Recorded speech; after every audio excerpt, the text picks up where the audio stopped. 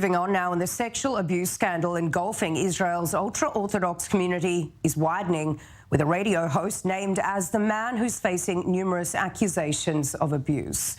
Well, the news broke earlier this month with a number of police complaints filed against him, with the man's lawyer slamming the report, saying the women are seeking to capitalise on the attention focused on ultra-Orthodox sexual abuse cases following the suicide of accused well-known children's author Chaim Walder.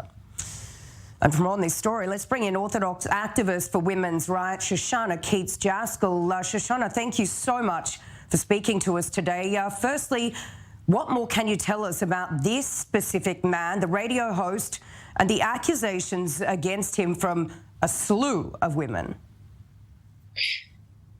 So I think what needs to be understood here is that the Haredi community in general is undergoing a massive shift in awareness and understanding, in victims being able to come forward, and even perpetrators understanding better what it is that they're doing when they sexually abuse someone. There's such a closed understanding. Like, there's just a lack of talk about this.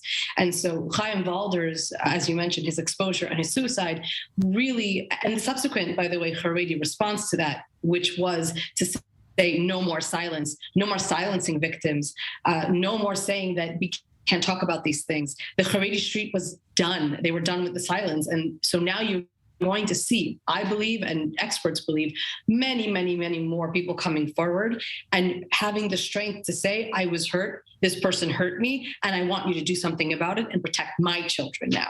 It's an amazing thing that we're seeing. It's nothing short of a revolution in this community. And, tell me, will these women, though, be believed, given the fact that Israel is a lot of the time seeing men at the helm, let's say, in a rabbinate or something like that, men making a lot of these big decisions? Will the women's voices be heard?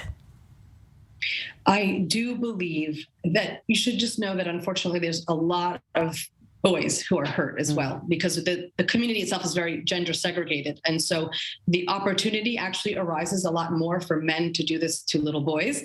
And there are women who also perpetrate.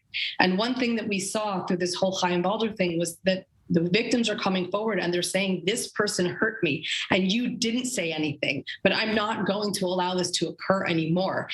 And victims have gone back to the people who've hurt them and plastered, these are some of the pictures that you're seeing now, plastered these flyers on the homes of the people who hurt them or in the places where they were hurt.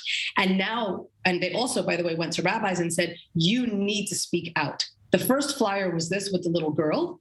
And the second flyer was as a result of activists going to rabbis and saying, you need to speak out, you need to say that this isn't okay, and you need to say that we're going to believe the victims. And so the second flyer that came out was two sides with various Haredi rabbis saying, you have to speak out, we can't hide abuse, it's like murdering someone if you stand by while they're hurt. And so I do think there is change. I do think rabbis are coming out and understanding that this can't be dealt with within the community the way they tried to deal with it until now. They don't have the capabilities. They need training, and they need to go to authorities. I do think there's absolutely going to be there is already a shift.